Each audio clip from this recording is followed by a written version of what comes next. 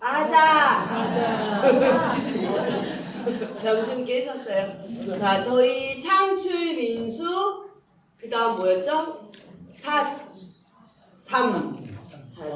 화면 보세요. 창출 민수까지 저희 이제 지난 시간 끝난 거예요. 그쵸? 창출 민수. 그리고 레위기와 신명기는 원래 출애굽기의 종속이고 민수기의 종속이기 때문에 출애굽기와 민수기 읽을 때마다 그 다음 읽어야 되는데 저희는 어디에서 읽었었죠? 레위기랑 신명기를? 장소. 어디서 읽었었죠? 모압 요단 동편 모압 평지에 있을 때 읽었습니다. 그렇죠? 왜요? 가나안 땅에 들어가기 직전에 정보를 주신 책이 레위기와 신명기였기 때문이었죠. 그리고 사사기 뚜껑 열고 이제 오늘 사사기 공부하고 그 사사기 종속 룻기 배우고요. 그 다음에 사무엘 상하, 그 다음에 사무엘 상하의 주인공 다윗이 쓴 시편을 종속 목록으로 배우게 됩니다.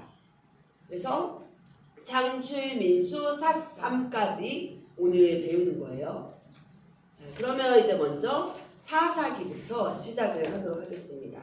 저희 방금 읽으신 스카치 테이프에서 마지막 끝에서 두 번째 문단에 그렇습니다. 사사시대 이후부터는 거기 있잖아요. 거기서 사사시대 이후부터는 하나님의 나라가 본격적으로 영업 여기까지 한번 줄을 쳐보세요.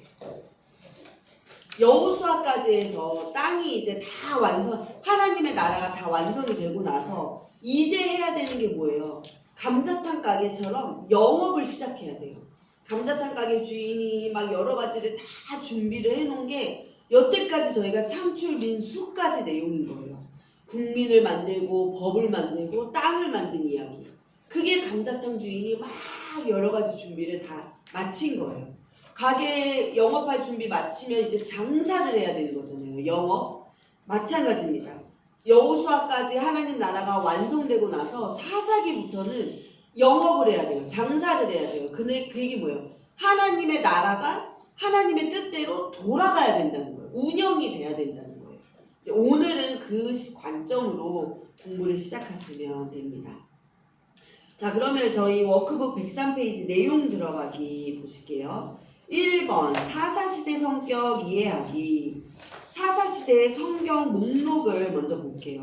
저희가 여태까지 사사시대 하면 그냥 사사기만 생각을 했었어요. 그런데 성경 목록이 4개가 있어요. 여호수아, 사사기, 룻기, 사무엘, 상하가 있습니다. 자, 여호수아는 그걸 보시기 전에 먼저 요거를 먼저 한번 보실게요.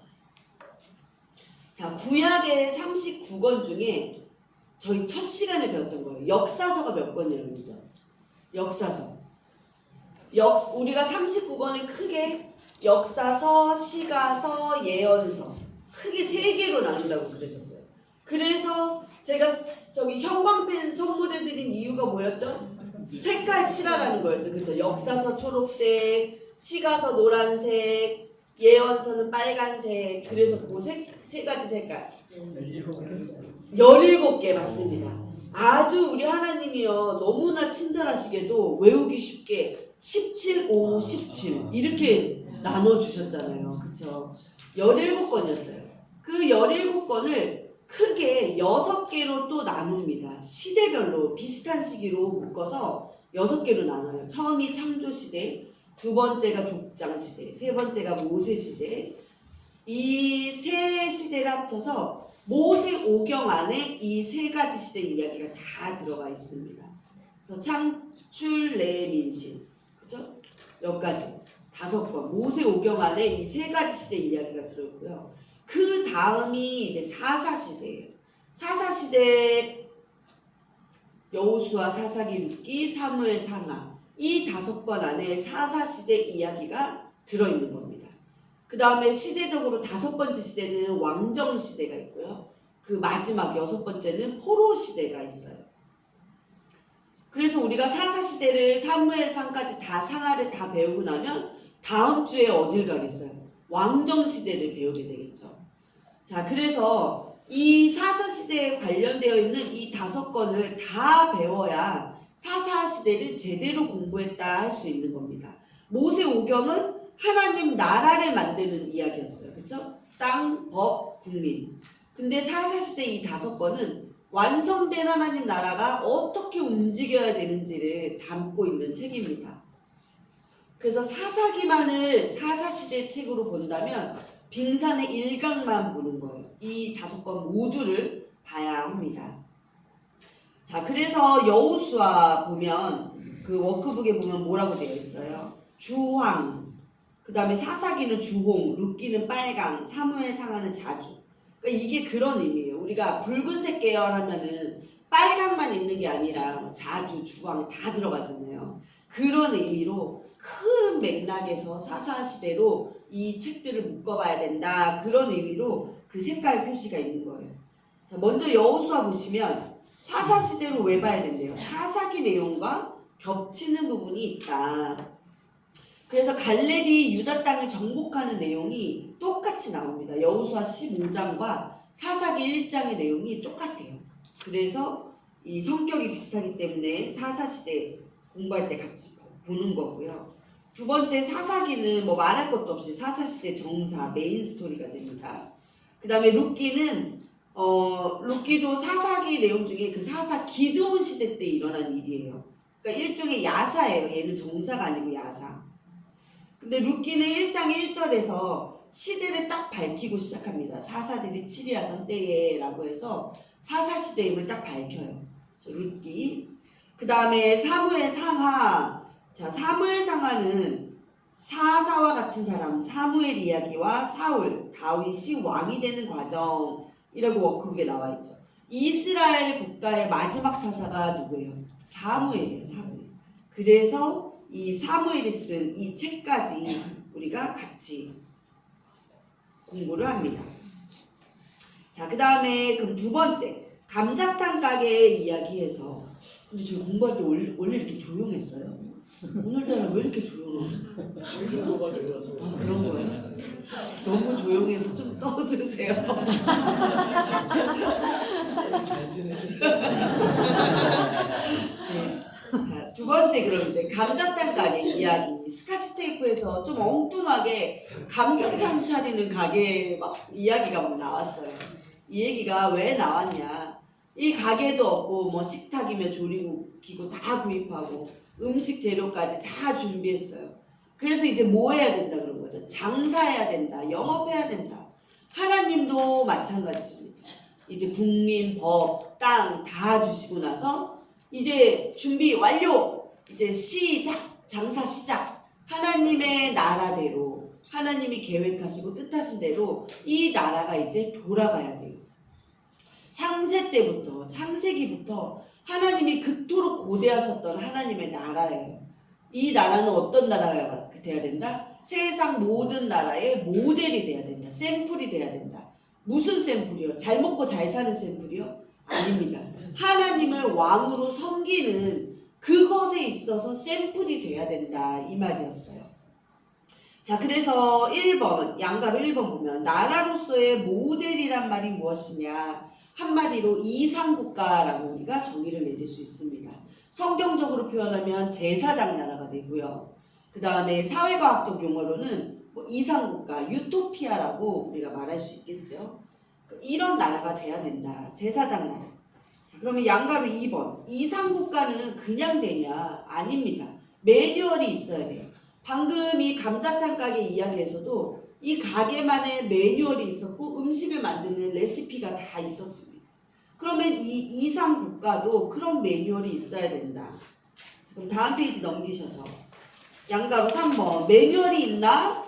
답은 예스입니다. 뭐가 매뉴얼이죠? 모세오경, 하나님의 말씀, 이 매뉴얼이 되는 것입니다. 이 매뉴얼대로 이제 이 가게가, 하나님의 나라가 영업이 돼야 되는 거예요. 자, 그럼 양가로 4번. 모세오경은 무슨 내용인가? 이 율법서이자 법전인 모세오경을 엑기스를 쫙 압축하면 그게 바로 10계명의 내용이 됩니다. 10계명의 내용이 크게 두 가지로 딱 나뉘죠. 그렇죠? 하나님 사랑, 이웃 사랑. 저희 지난 시간에 레위기한 때도 했었던 내용이에요. 하나님 사랑, 이웃 사랑. 그래서 이거를 더, 이 두 개를 더 짜면 뭐가 남는다? 사랑밖에 안 남는다. 그래서 우리 그 레위기 책이 하나님의 크신 사랑이 담겨있는 책이었다. 우리 그렇게 배웠어요. 그러니까 내가 거룩하니 너도 거룩하라. 가나안 땅에 대해서 말씀하신 그 말씀 그대로입니다. 내가 거룩하니 너희도 거룩하라. 하나님을 사랑하고 이웃을 사랑해라. 자, 양가로 5번. 그럼 모세오경의 이 내용, 매뉴얼이죠, 매뉴얼. 이 내용을 누가 알고 있나? 누가 알고 있었습니까? 레위 지파, 레위인들이 알고 있었어요. 그래서 레위 지파에게는 땅을 분배를 하셨나요? 안 하셨나요? 안 하셨어요. 그리고 몇 개로 흩으셨다 그랬죠? 제가 점 찍었잖아요. 48개. 48개 성읍에 다 레위인을 흩어놓으시고 너네들은 다 흩어진 그 곳에서 말씀 연구만 해라. 땅을 일구고 살지 말라 그랬어요. 그러니까 먹고 살 거 걱정 없이 살아라 이랬어요. 그리고 모세오경, 율법만 열심히 연구하고 가르치는 그거에 목숨을 걸어라. 레위인에게 하나님은 승부를 거신 거예요. 왜? 레위인들이 하나님 말씀을 잘 가르치면 하나님을 왕으로 섬기는 하나님 나라가 대대손손 역사 가운데 이어지게 되잖아요. 그렇잖아요. 이 하나님의 정신이 깨지지 않고 쭉 흘러가니까. 그러니까 하나님은 이 레위인들에게 승부를 거셨습니다. 자, 니네들 이거 매뉴얼 잘 갖고 있어. 그리고 이것대로 잘 해야 돼. 이렇게 하셨어요. 그런데 양가로 6번. 레위가 잘했나? 잘못했습니다. 완전히 엉망이었어요. 엉망진창이었어요. 이 매뉴얼을 갖고 있는 레위인들이 제대로 역할을 못했어요. 이 레위인들은 단순히 그냥 뭐 종교인들을 떠나서 이 시대에는 국가 리더십입니다. 이런 사람들이 엉망진창이 되니 나라 전체가 어떻게 되겠어요? 엉망이 되는 거죠. 그러니까 사사기는 어떻게 보면 레위인들을 고발하는 책의 역할도 합니다. 그래서 양가로 7번. 잘못한 결과는 어떻게 됐나? 나라는 엉망진창이 되고 그러면서 백성들은 진짜 왕이신 하나님이 계신데도 불구하고 인간 왕을 계속 달라고 하는 거예요. 마치 인간 왕이 없어서 우리가 이렇게 제대로 못 엉망진창이다 하는 것처럼 인간 왕을 계속해서 찾게 되었습니다. 자, 그러면은 사람들은 사사시대 때 제대로 하나님의 뜻대로 제대로 이제 영업이 됐었어야 되는데 시작부터 지금 삐그덕삐그덕 된 거예요. 그럼 하나님이 진정으로 원하셨던 그 이상국가, 하나님이 바라시던 나라의 모습은 어땠는지 저희 다음 페이지 반가로 3번 이상국가에 대하여 한번 보겠습니다. 그래서 이상국가 화살표 쭉 하니까 성숙한 사회라고 되어 있네요. 자, 하나님이 제시하신 이상국가는 제사장 나라 두 가지로 요약할 수 있어요. 첫째, 이 이상국가 제사장 나라의 왕은 누구냐? 진짜 왕은 누구냐? 그리고 그 왕은 잘 다스리고 있냐? 왕에 대해서 물으시고요. 두 번째는 이 국민들은 왕의 통치하에 성숙한 국민으로 스스로 잘 살고 있냐? 성숙한 사회를 이루고 살고 있냐? 이렇게 요약할 수 있습니다. 하나님이 원하시는 이상국가. 이 내용이 방금 말한 모세오경의 엑기스 두 개잖아요. 그렇죠? 왕, 하나님, 그 다음 국민들, 그렇죠? 이웃사람. 모세오경 내용입니다. 그래서 우리가 이 내용, 하나님이 제시하시는 이 이상국가, 하나님이 바라시는 이 이상국가 내용이 우리 학교에서 배우는 이상국가와 어떻게 관련이 있는지, 그러니까 다시 말하면 성경이 말하는 제사장 나라, 이상국가가 얼마나 객관적인지를 우리 한번 교과서에 배우는 걸 한번 살펴보면서 저희도 한번 접목을 해보도록 할게요. 양가로 1번. 공자의 이상국가 이론, 동양의 이상사회 원리. 자, 하나님은 이상국가를 원하셨는데 이 동양에서의 공자도 이상국가 이론을 냈단 말이죠. 어떤지 한번 저희가 볼게요. 공자는 이 이상국가 이론 배경이 춘추전국 시대 BC 500년경에 나온 거예요. 이때는 힘의 원리로 통치가 되는 시대였다고 합니다. 그래서 각 성의 성주, 성의 주인들이 이 자기의 권력, 힘으로 인해서 서로 전쟁을 하면서 왕이 되려고 싸우고 난리인 거예요. 완전 혼란의 극치인 시대였습니다. 그래서 이때 나타난 공자가 이런 상태로는, 이런 패도 정치로는 이상국가를 만들 수가 없다. 그래서 옛날에 아주 도덕적으로 훌륭하게 나라가 잘 다스려졌던 요순 시대로 돌아가자, 이런 복고 운동을 펼쳤다고 합니다. 이 요순 시대는 얼마나 통치가 잘 됐었냐면, 요순 시대 왕들은 인과 덕으로 나라를 다스렸대요. 인이라는 거는 인격, 인성이죠. 그런 좋은 인과 덕으로 나라를 다스렸대요. 그러니까 요순 시대는 당연히 태평성대를 이룰 수밖에 없었겠죠. 그러니까 이제 공자는 지금 이 혼탁한 이 시대는 옛날 그 인과 덕으로 다스렸던 요순 시대로 돌아가야 된다. 이 복고 사상을 내세우게 됩니다. 이 복고주의 사상이 선비유라고 하는 이상국가 통치 사상이 됩니다. 여기에서 유교가 나온 거예요. 유교. 그러니까 유교, 우리나라 조선시대도 유교 사상이었잖아요. 이 유교가 즉 이상국가 이론, 이상국가론이 되는 겁니다. 유교에서는 이 인을 최고의 이념으로 삼고요. 그리고 도덕적으로 완성된 인격자를 군자, 성인이라고 표현을 하죠. 그래서 이 인으로 덕치하는 경지에 이르러야 제대로 된 왕도 정치를 할 수 있다. 그러면서 공자가 말한 내용이 뭐냐면, 이거 한자 읽으실 수 있는 분 제가 아이스크림 사드릴게요. 우와! 나왔어요. 어디요? 그렇구나. 이상국가. 네. 공자가 뭐라고 얘기했냐면요. 수신제가 치국평천하라고 말을 했습니다. 이게 무슨 뜻이냐면, 수가 닦을수, 신은 몸신자, 제는 가지런할 제, 가는 집갈 자. 여기까지만 자르면 먼저 몸을 잘 다스릴 수 있는 사람이, 다시 말하면 자기 인성을 다스리고 갖춘 사람이 치국평천하, 다스릴지 나라고, 평평할 평 하늘천 아래하. 인성을 갖춘 사람이 나라를 다스릴 수 있다. 천하를 태평하게 할 수 있다라는 의미입니다. 그러면서 왕의 모델을 제시해요. 왕은 이뤄야 된다. 종심소욕 부류구. 이게 뭐냐면 쫓을 종이에요. 마음, 소, 하고자 할 바. 소는 바소, 뭐뭐할 바할 때 바소. 욕자는 하고자 할 욕. 안일불 너물유 법구. 무슨 말이냐? 마음이 쫓는 것을 하는 바. 그러니까 마음이 쫓는 대로, 마음이 하고 싶은 대로 해도 법을 넘지 않는다. 그러니까 마음이 원하는 대로 언제 어디든 어떻게 행하든지 법과 규율의 선을 넘지 않는 사람, 이런 사람이 이상국가의 왕이 될 수 있다고 공자가 얘기를 합니다. 이 말은 이제 논어 위정편이라는 곳에서 한 말인데요. 그래서 그러면 몸을 잘 다스린다는 거, 이거를 이 공자가 나이별로 얘기를 했습니다. 15살이 되면 몸을 잘 다스린다는 그 증표가 어떻게 나타나냐? 학문의 뜻을 준다. 15살.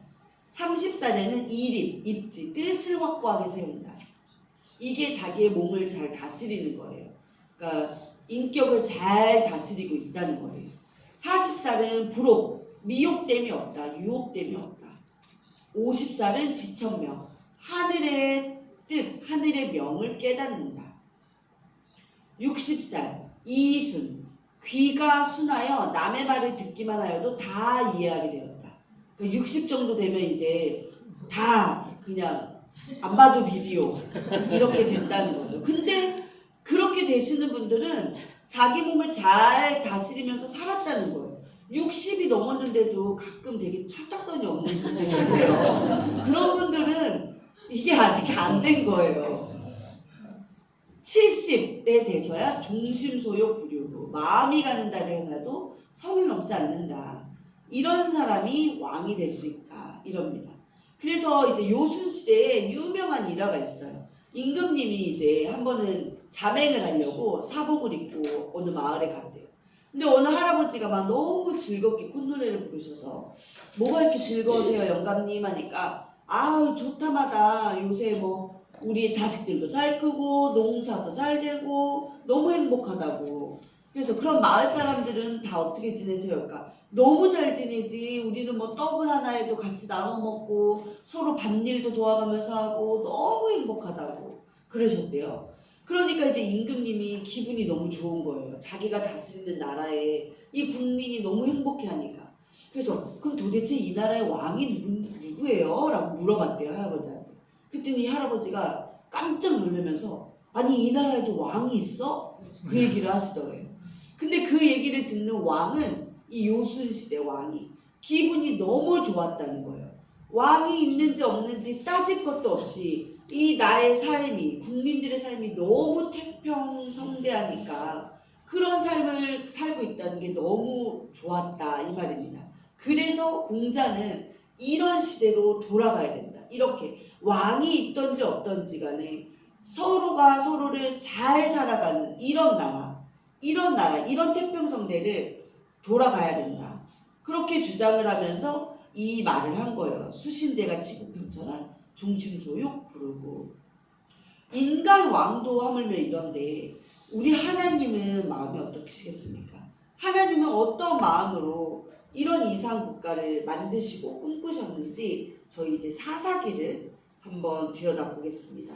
그 양가로 2번 사사기 요절, 사사기 21장 25절 해석하기. 저희 말씀 한번 성경책 펼쳐 보실게요.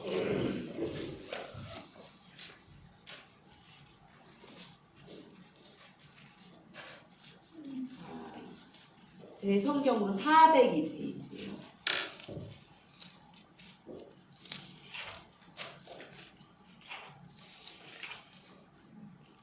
네, 한번 읽겠습니다. 시작. 그때에 이스라엘의 왕이 없으므로 사람이 각기 자기의 소견에 오는 대로 행하였더라. 이게 사사기의 사가가 마지막으로 내리는 결론입니다. 사사기의 삶을 다 사사시의 삶을 사사기에 다 적어놓고 나서 마지막 결론 이 25절 말씀이에요.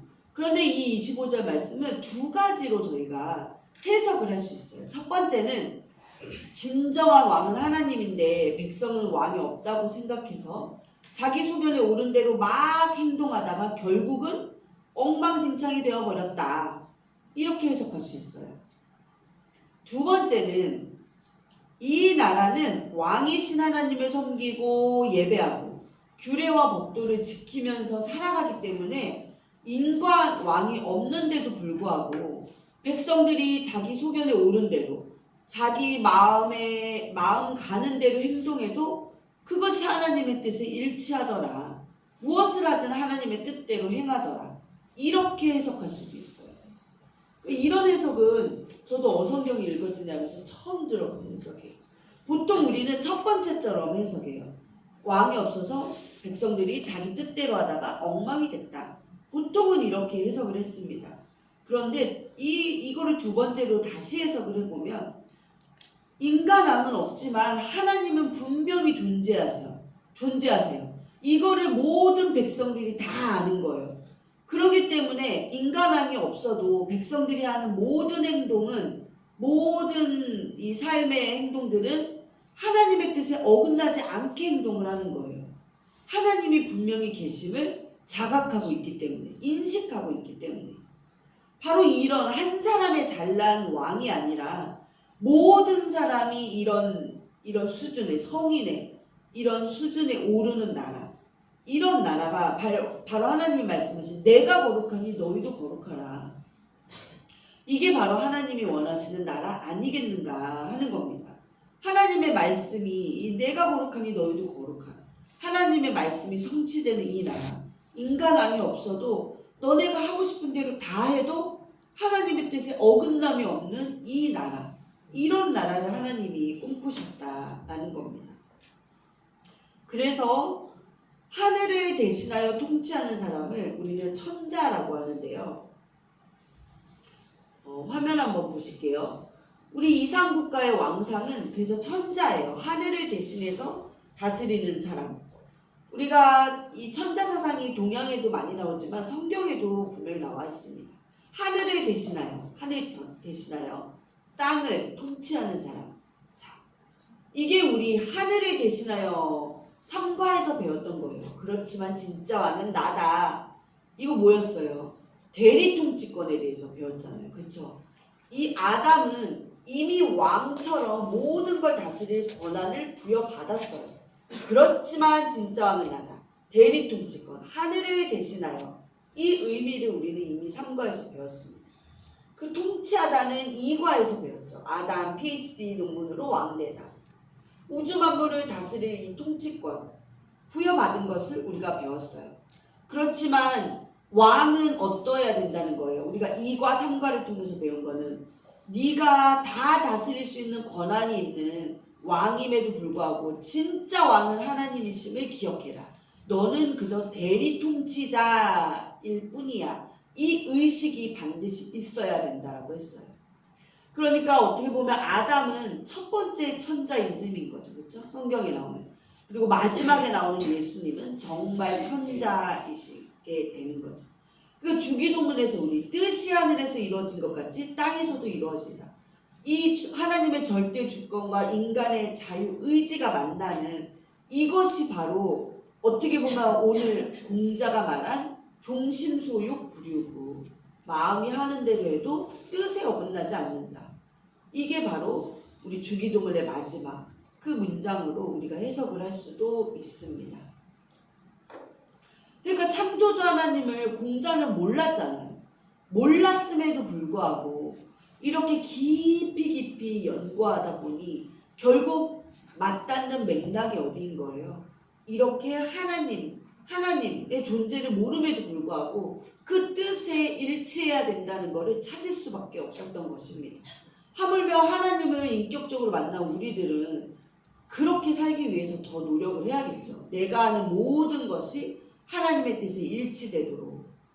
그러기 위해서 우리가 뭐를 해야 된다는 거예요? 양가로 3번 보시면 수행, 순종, 훈련, 성화 과정을 즐겨야 한다라고 합니다. 수행 과정을 겪어라 이게 아니라 즐겨서 해야 된다. 그러니까 운동선수들 금메달 하나 따려고 엄청나게 훈련하잖아요. 그들만의 딱 그 매뉴얼이 있어요. 그래서 엄청 세심하게 관리하고 일거수일투족을 그 매뉴얼에 맞춰서 엄청나게 자기 욕구를 절제하면서 나아갑니다.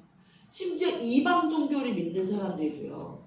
미신이나 그런 거 우상 숭배하는 사람들도요. 수행 과정을 거칩니다.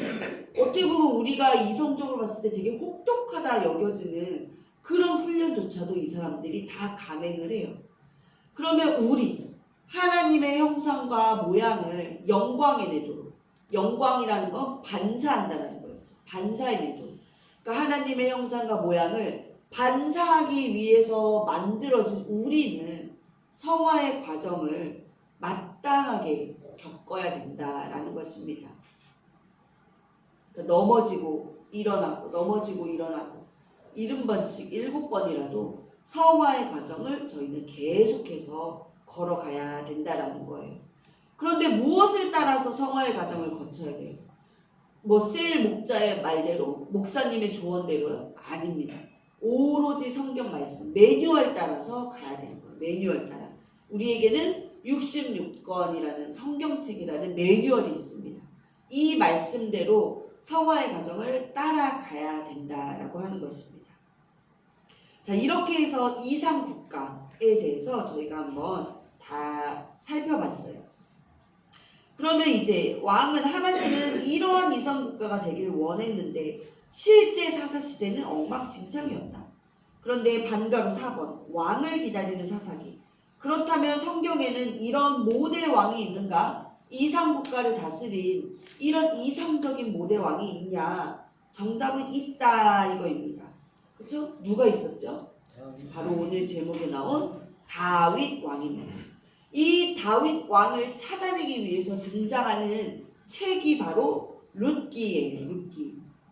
룻기는 다윗을 찾아내는 책입니다. 그래서 오늘의 포인트 두 번째가 룻기 끼워 읽기였던 거였어요. 자, 그럼 다음 페이지 넘기셔서 룻기 끼어 읽기 한번 볼게요. 자, 여기 초록색 박스도 누가 한번 큰 소리로 읽어주실까요?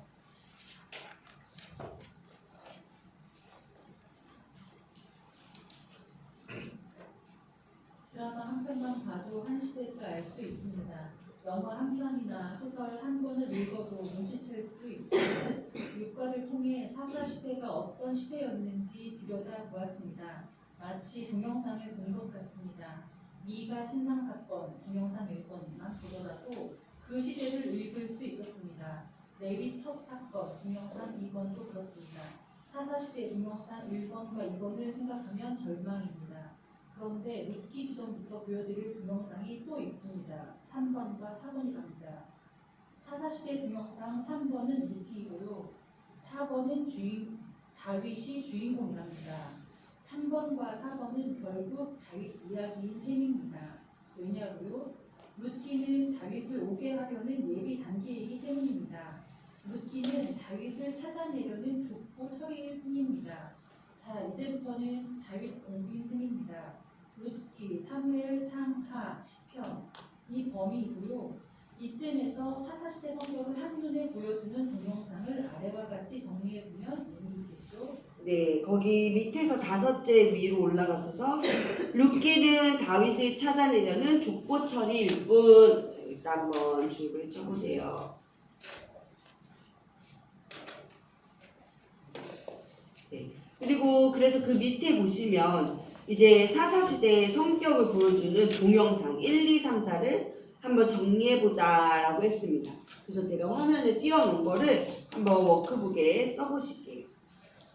우리 미가 신상 사건과 레위첩 사건은 지난 시간에 했었어요. 그쵸? 이 레위인들이 엉망진창이었다. 그래서 실망뿐인 곰돌이 같은 사건이었죠. 그런데 세 번째로 룻기 이야기가 나오면서 희망의 싹이 트고요. 네 번째 다윗 동영상이 나오면서 이제 희망이 극대화되는 영상입니다.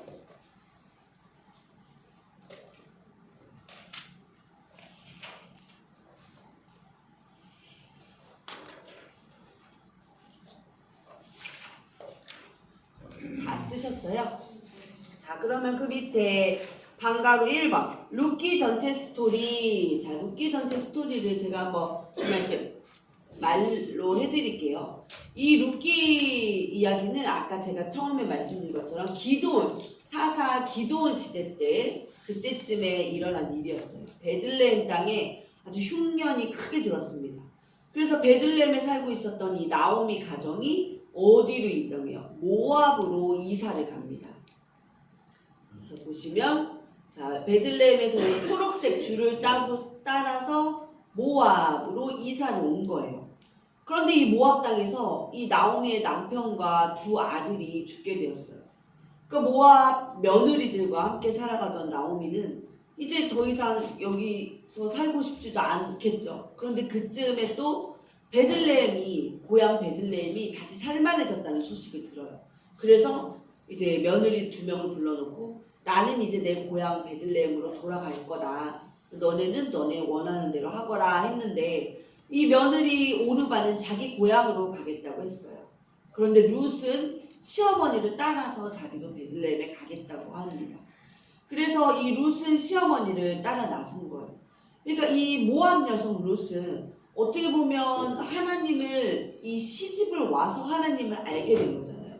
그런데 이 하나님이 나의 하나님이라는 그런 세계관을 갖게 된 것 같습니다. 그러니까 하나님이 진짜신 참신이라는 그 확신에 자기 인생을 걸은 거예요. 이 시어머니를 쫓아간다는 거. 그러니까 보장된 미래가 없는데도 시어머니를 쫓아서 다시 이 초록색 길을 따라서 베들레헴으로 들어옵니다. 이 돌아온 룻은 계대 결혼이라는 당시 사회보장 제도에 의해서 이 남편의 친족인 보아스와 결혼을 하죠.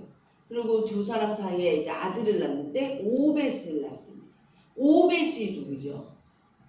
다윗의 친할아버지, 그렇죠? 그러니까 이 룻은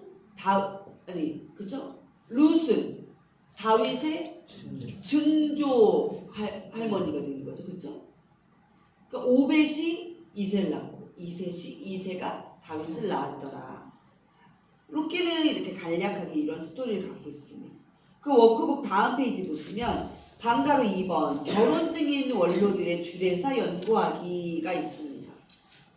이게 룻기서 4장 7절에서 12절 말씀을 지금 여기 책에 실어 놓은 거예요. 자, 제가 한번 좀 읽어볼게요. 7절부터 옛적에 이스라엘에는 유산 매매나 물물 교환 같은 일을 법적으로 분명히 할 때에는 한쪽 사람이 다른 한쪽 사람에게 자기의 신을 벗어서 주는 관습이 있었다. 이스라엘에서는 이렇게 함으로써 일이 확정된다는 증거를 삼았다. 집 안간으로서의 책임이 있는 그 사람이 보아스에게 당신이 사시오 하면서 자기의 신을 벗어주었다. 그러자 보아스가 원로들과 온 마을 사람들에게 선언하였다. 여러분은 오늘 이 일의 증인입니다. 나는 엘리멜렉이 가지고 있던 모든 것과 기룡과 말론이 가지고 있던 모든 것을 나오미의 손에서 사겠습니다. 나는 말론의 아내인 모압 여인 룻도 아내로 맞아들여서 그 유산이 고인의 이름으로 남아있도록 하겠습니다. 그렇게 하여 고인의 이름이 그의 고향 마을에서도 끊어지지 않고 친족들 사이에서도 끊어지지 않도록 하겠습니다. 여러분은 오늘 이 일의 증인입니다. 11절 그러자 성문 위 회관에 모인 온 마을 사람들과 원로들이 대답하였다. 우리가 증인입니다. 주께서 그대의 집안으로 들어가는 그 여인은 이스라엘 집안을 일으킨 두 여인 곧 라헬과 레아처럼 되게 해주시기를 빕니다. 에브랏 가문에서 그대가 번성하고 또한 베들레헴에서 이름을 떨치기를 빕니다. 12절 주께서 그 젊은 부인을 통하여 그대에게 자손을 주셔서 그대의 집안이 다말과 유다 사이에서 태어난 아들 베레스의 집안처럼 되게 하시기를 빕니다. 자, 이렇게 그 결혼의 증인으로 나온 원로들이 이렇게 축복의 메시지를 던져주고 있는 거예요. 근데 이 11절과 12절에 우리 중요한 부분에 줄 쳐보세요 했으니까 11, 12절에 줄을 쳐보세요. 이렇게 원로들이 주례사를 하면서 그냥 잘 살아라 이렇게 하는 게 아니라 다말과 유다라는 사람을 꺼냈습니다. 다말과 유다 이야기를 꺼내면서 축복을 누려줬어요. 이 다말과 유다는 누구이죠? 우리 창세기 38장에 등장하는 시아버지와 며느리예요. 그렇죠? 시아버지가 유다. 우리 12지파의 유다의 그 유다. 그 다음 며느리 다말입니다. 이 유다 시아버지에게는 아들이 3명이 있었어요. 그리고 첫째 아들의 그 부인이 다말이었던 거죠. 그러니까 첫째 며느리가 다말이었어요. 근데 첫째도 죽고 둘째도 죽고 그러니까 아이가 아직 없는 상태에서 자손이 없는 상태에서 아들 둘이 다 죽고 셋째 아들은 너무 어려가지고 자녀를 낳을 수 없는 결혼을 아직 시키기에는 너무 어린 거예요. 자녀를 낳을 수 없는 상황이었죠. 이런 상황에서 이제 다말이 창녀로 변장을 해가지고 시아버지 유다와의 관계 속에서 그 쌍둥이를 낳습니다. 그게 베레스와 세라 쌍둥이를 낳았어요. 우리가 이거를 이 사람이 이성으로 들으면 이게 어떻게 축복의 주례사에 나올 수 있을 만한 이야기인가? 이거는 완전 세상에 이런 일이 나오는 콩가루 집안 이야기잖아요. 근데 이걸 어떻게 결혼식 주례사의 축복의 말씀으로 이 이야기를 썼냐? 그런데 이 집안에서 다음 페이지 넘어보시면 양가로 2번 베레스 집안에서 태어난 보아스 이 집안 베레스와 다말과 유다의 관계 안에서 베레스가 나오고 베레스의 집안에서 결국 이 보아스가 지금 결혼의 당사자 신랑인 보아스가 태어나게 된 거예요. 그 옆에 페이지 보시면 말씀이 또 적혀있거든요. 18절에서 22절까지 말씀이 적혀있죠. 거기 보시면 다음은 베레스의 계보이다. 요거는 보지 않도록 하겠습니다. 네네네. 베레스의 계보이다. 베레스는 헤스론을 낳고 헤스론은 람을 낳고 람은 암미나답을 낳고 암미나답은 나손을 낳고 나손은 살몬을 낳고 살몬은 보아스를 낳고 그러니까 이 베레스를 통해서 훗날 보아스가 태어났다. 그러면서 양가로 3번 보시면 보아스와 결혼하는 룻도 다말과 유다의 집처럼 비정상적인 혼인이라 할지라도 베레스 가문처럼 잘 되기를 원하는 주례사, 이 내용이 바로 방금 주셨던 12절 말씀이 되는 거예요. 다말과 유다 사이에서 태어난 아들 베레스의 집안처럼 잘 되라 라고 하는 이 주례사입니다. 그러니까 이 결혼은 다말과 유다도 그렇고 보아스와 룻의 결혼도 정상적인 결혼이라고 볼 수가 없어요. 그렇죠? 보아스는 이미 나이가 너무 많은 사람이었고요. 룻은 되게 젊었지만 이방 여인이었잖아요. 더군다나 사별까지 한 여인이었습니다. 그러니까 결혼 어느 구석에서도 정상적인 데를 찾을 수 없는 이런 비정상적인 결혼에서 이 장로들은 너네가 하나님께 복을 받아라 하면서 복을 빌어주는 거예요. 다말과 유다 같은 비정상적인 관계도 하나님의 그 선택적인 은혜로 인해서 복이 되었던 것처럼 너네도 그런 복을 받아라 라고 주례사에 말씀을 하고 있는 것입니다. 그러면 진짜로 이 주례사처럼 이 룻이 보아스의 결혼이 축복을 받았는지 저희 반가로 3번 룻기 족보 연구하기를 통해서 한번 보도록 할게요. 룻기 족보 연구하기. 주례사대로 이루어졌음을 밝히. 그러니까 주례사대로 축복을 받았다라는 거거든요. 룻기 13장을 한번, 룻기 4장 13절 다 같이 한번 보시겠습니다.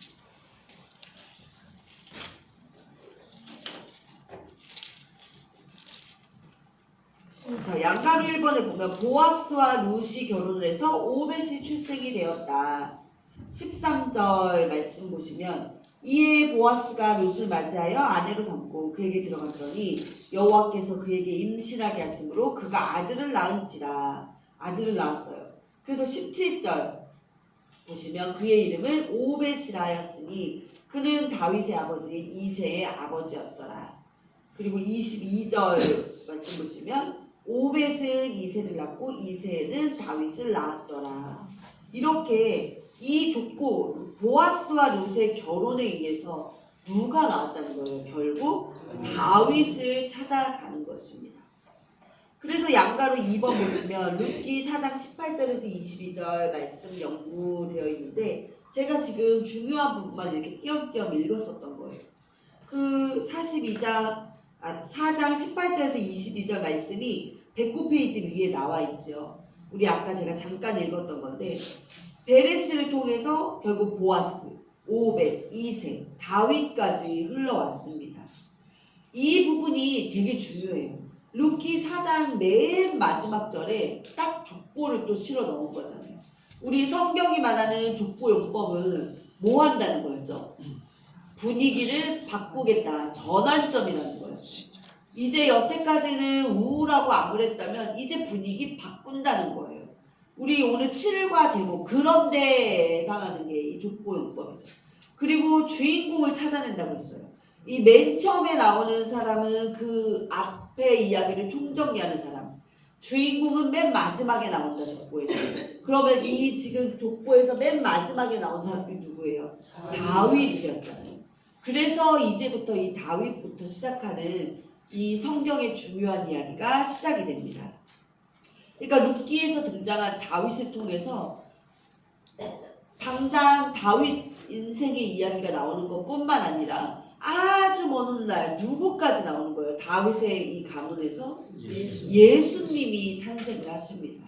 그러니까 이 장로들의 주례처럼 정상적이지 않은 이 결혼일지라도 하나님이 주시는 은혜로 복을 받아라. 다말과 유다처럼. 그래서 유다도 이 어떻게 보면은 유다 족속을 통해서 지금 예수님이 나오셨잖아요. 이런 엉망진창인 사람인데 어떻게 예수님이 이런 집에서 할 수 있잖아요. 하나님의 전적인 은혜입니다. 그 은혜를 받아라. 이런 축복을 장로들이 해주는 거예요. 자, 그래서 방가로 4번 109페이지 방가로 4번 보시면 예수님의 족보로 이어지는 다윗 족보 이렇게 나옵니다. 자, 룻기 족보를 저희가 지금 방금 봤어요. 그리고 나서 이제는 마태복음 1장 1절에서 16절 워크북에 말씀이 실려 있습니다. 다윗의 족보를 이제 한번 볼 거예요. 자, 그런데 여기서 얼핏 봐도 맨 처음에 시작은 누구예요? 아니. 맨 처음 1장 1절 시작이 아브라함의 자손이요 다윗의 자손. 아브라함과 다윗으로 시작을 하고 있습니다. 그러니까 이게 지금 마태복음 1장 1절이잖아요. 신약의 첫 말씀이잖아요. 그러니까 그 앞에는 뭐예요? 구약 전체가 되는 거잖아요. 그렇죠? 그러니까 구약 전체의 핵심 인물이 누구다? 아브라함과 다윗이다. 죄송합니다. 성경이 이야기하고 있어요. 아브라함은 하나님 나라를 시작한 사람이고 다윗은 하나님 나라를 제대로 경영한 꽃 피운 사람이다. 이런 의미에서 이 두 사람을 딱 시작으로 해서 예수님의 족보가 시작이 되는 것입니다. 그러면 다음 페이지 넘기셔서 족보의 마지막 16절에 누가 나오나요? 예수 그리스도라고 하는 예수가 태어나셨다. 예수가 주인공으로 나타납니다. 그러니까 결국 맨 앞사람 아브라함과 다윗이 구약 전체를 요약을 했다면 마지막 사람 예수님을 통해서 이제 앞으로의 이야기가 시작된다는 거잖아요. 그러니까 다시 말하면 구약부터의 모든 이야기가 누구를 향해 흘러왔다는 거예요. 이 주인공 예수님을 향해서 흘러왔다라는 걸 이 족보용법이 또 말을 해주고 있는 겁니다. 자, 제가 이 말씀 가운데서 한번 여자 이름 한번 찾아서 빨간색으로 동그라미 한번 쳐보시겠어요? 여자. 나오는 여자. 중요한 여자 5명 한번 찾아보세요.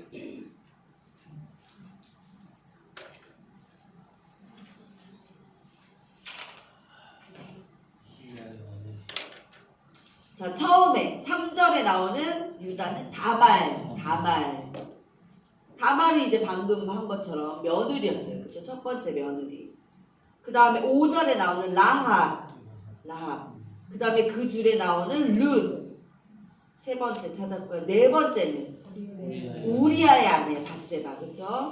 그 다음에 5번째 여자는 마리아. 맨 마지막 절에 16절에 마리아에게서 그리스도라는 예수가 나왔다. 이 5명의 여인들이요 예수님의 족보에 들어가 있는 거예요. 그런데 이 5명의 여인은 그 누구 하나도 정상적인 상황이나 정상적인 관계 속에서 자식을 낳은 사람이 단 한 명도 없어요. 그게 공통점이에요. 이 5명의 여인. 그런데 이 5명을 통해서 결국 누가 나왔다? 예수님이 나왔다라는 겁니다. 그러니까 지금 이 보아스와 룻에게 계속 초점이 맞춰지는 게 그것이에요. 비정상적인 프로필이라 할지어도 하나님의 선택하시는 은혜로 말미암아 그리고 그것의 순종함으로 말미암아 이 위대한 예수님의 족보에 이름을 넣을 수 있었다. 이것을 계속해서 얘기를 하고 있습니다. 그래서 방가로 5번 보시면 다윗을 찾아내고 멈추어서는 룻기라고 나와 있어요. 그래서 사사기가 최종적으로 스탑한 것은 어디다? 다윗이 나와서 사사기는 멈췄다. 사사기가 멈췄다는 건 사사 시대가 이제 멈춰졌다. 제대로 된 왕정시대, 하나님의 나라가 시작된다라고 볼 수가 있는 것입니다. 자, 그렇게 해서 이제 여기까지 사사시대, 엉망진창인 사사시대 이야기를 여기까지 보고요. 이제 3번 사무엘상하 공부. 이제 다윗이 주인공이 되어서 쓰여지는 책이에요. 사무엘상하 그리고 시편 끼어읽기가 있습니다. 자, 요거는 저희 잠깐 쉬고 계속 할게요. 저희 이제 3번 사무엘상하 공부하기. 드디어 다윗을 공부합니다. 이렇게 사사시대의 암울한 상황을 배경 삼아 봐야만 보이는 사람이 다윗입니다. 사무엘상하는 바로 이 다윗을 이야기하려는 책이고요. 물론 사무엘, 사울 등 출연하는 사람들이 많습니다. 그러나 다윗을 위한 들러리로 봐야 합니다.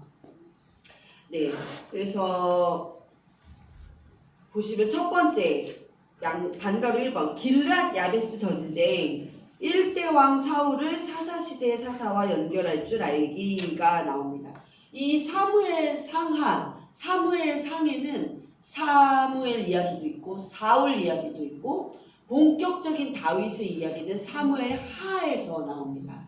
그러니까 사무엘 상에는 당연히 사울 이야기가 더 많겠구나. 그래서 처음에 우리 딱 교과서에 나오는 것도 뭐예요? 길르앗 야베스 전쟁에서 사울 왕, 1대 왕 사울 이야기부터 나오게 됩니다. 위에 지도를 한번 보시면 자 이게 뭐냐면 저기 어떻게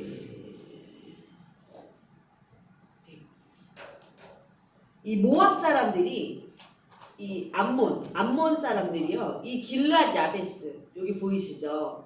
여기 와가지고 이제 도발을 하는 거예요. 야 너네 우리 섬겨. 어차피 너네 우리 못 이기잖아. 그러니까 우리 친하게 화친하자 그냥. 그랬는데 니네 눈을 다 빼면 내가 그때는 화친할게. 아주 모욕을 주는 거예요.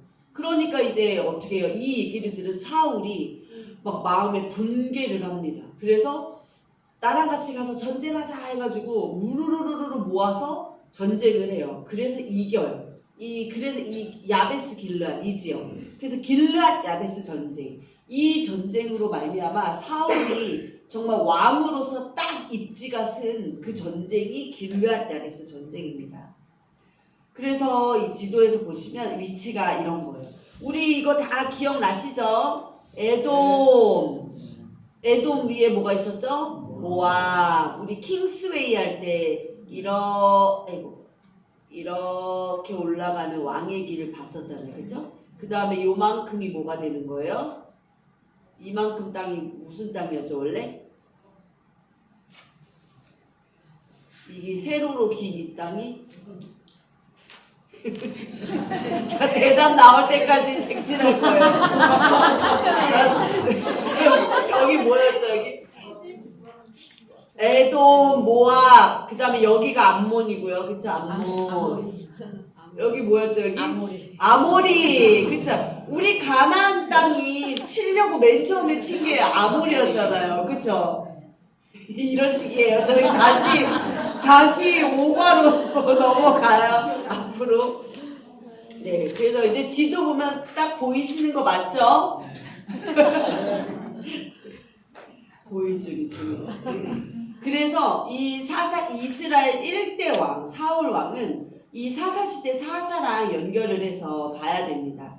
이 사사기 정사에서요. 그러니까 사사기에서 마지막 사사는 삼손이었어요. 삼손이 이 블레셋과의 전투에서 패하는 게 마지막 부분이었는데 이 내용에 연결되는 그 다음 전쟁이 이 사무엘상 11장에 나오는 이 길르앗 야베스 전쟁이 됩니다. 네, 그래서 한번 성경책 사무엘 11장을 한번 펴보실게요. 사무엘상 11장 423페이지입니다. 거기 소제목을 보시면 사울이 암몬 사람을 치다. 암몬 사람을 방금 이 길르앗 야베스 전쟁에서 쳤다는 거예요. 그래서 이 전쟁으로 말미암아 사울이 왕으로서의 입지를 딱 잡게 됐다. 그래서 이 길르앗 야베스 전쟁은 굉장히 의미가 있습니다. 그러니까 사사기에 이어서 사무엘상에서도 사사기와 분위기가 별다를 게 없는 거예요. 계속 전쟁. 이 원주민들이 계속적으로 도발을 하는 거예요. 땅을 뺏겼잖아요, 이 사람들이. 근데도 여기서 계속 살고는 있거든요. 그러니까 계속 도발을 하니까 이 자잘한 전쟁의 사이클이 계속해서 반복이 됩니다. 그래서 사무엘이 마지막 사사였는데 이 10장 앞장으로 넘어가서 보시면 10장 1절에 사무엘이 기름병을 가져다가 사울의 머리에 붓고 사울에게 기름을 붓는 장면이 나와요.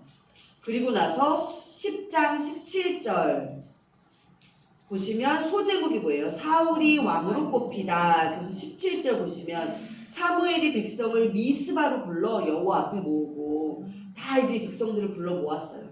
그래서 19절에 보면 너희는 이스라엘 백성 너희들은 너희를 모든 재난과 고통 중에서 친히 구원하여 내신 너희의 하나님을 오늘 버리고 이르기를 우리 위에 왕을 세우라 하는도다. 그런즉 이제 너희의 지파대로 1000명씩 여호와 앞에 나와라 하고 1000명씩 나오라고 했는데 20절 마지막에 보면 베냐민 지파가 뽑힙니다. 그리고 21절 보시면 베냐민 지파에서 지파를 그들의 가족별로 가까이 오게 하였더니 마드리의 가족이 뽑혔고 그 중에서 기스의 아들 사울이 뽑혔다. 사울이 뽑혔대요. 그런데 그를 찾아도 찾지 못한지라. 어디 숨어버렸어요. 어디 숨어버렸대요. 22절 마지막에 보면 그가 진보따리들 사이에 숨었느니라. 진보따리에 사울이 숨어있어서 못 찾은 거예요. 왕으로 뽑혔는데도. 그래서 23절 그들이 달려가서 거기서 그를 데려오니 사람들이 막 찾아서 데리고 옵니다. 24절 사무엘이 모든 백성에게 이르되 너희는 여호와께서 택하신 자를 보느냐 모든 백성 중에 짝할 리가 없느니라 하니 모든 백성이 왕의 만세를 외쳐 부르니라. 그래서 이스라엘의 1대 왕으로 사울이 지금 뽑히는 장면입니다. 그런데 이 사울이요 아주 뭐 위풍당당했느냐? 아닙니다. 27절 보시면 어떤 불량배는 이르되 이 사람이 어떻게 우리를 구원하겠느냐 하고 멸시하며 예물을 바치지 아니하였으나 그는 잠잠하였더라. 불량배들이 아이 저같게 무슨 우리 왕이야 막 비아냥대는 거예요. 근데도 사울은 어떻게 했대요? 잠잠하였더라. 이렇게 안 되는 거예요. 그러니까 불량배들까지 멸시할 정도로 사울은 별 볼 일이 없습니다. 여튼 미스바에서 사울이 1대 이스라엘 왕으로 딱 지명이 됐어요. 그런다고 해서 이 왕의 즉위가 즉시 자연스럽게 따라오는 건 아니었어요. 사울은 이 당시에 잘 알려지지도 않은 사람들이었고 정말 불량배들까지도 멸시할 정도의 그런 별 볼 일 없는 사람.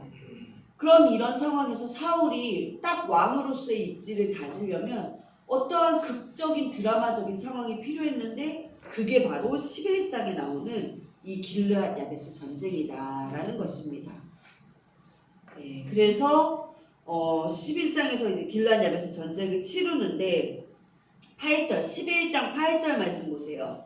사울이 베색에서 그들의 수를 세어보니 그들의 수라는 게 나랑 같이 싸우러 나가자 했을 때 이제 모인 사람들 수를 세어보니 이스라엘 자손이 30만 명이요 유다 사람이 3만 명이더라.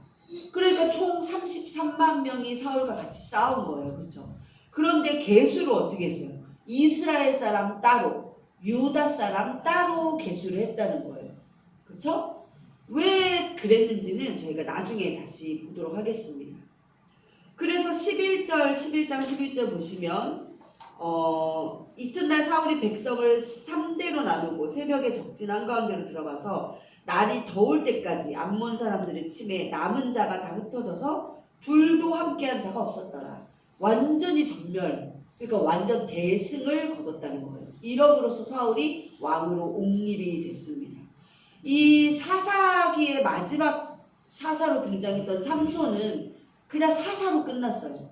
사무엘도 사사로 끝났어요. 사울도 이 길르앗 야베스 전쟁에 나가는 모양새는 마치 도발하는 원주민에게 적진으로 나가는 대장, 사사 같은 모습이었지만 이 사울은 사사였다 아니었다? 아니다. 사울은 왕이었다라는 겁니다.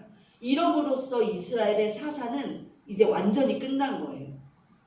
사무엘을 마지막으로 해서 완전히 끝나고 사울부터는 왕이 나오면서 왕정시대가 시작이 됩니다.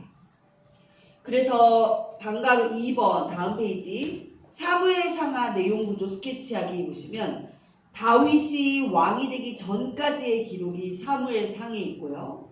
다윗이 왕이 된 이후 기록이 사무엘 하에 있다 이렇게 되어 있습니다.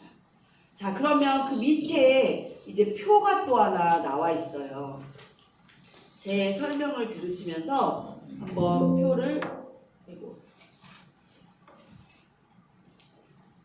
표를 채워 보시겠습니다.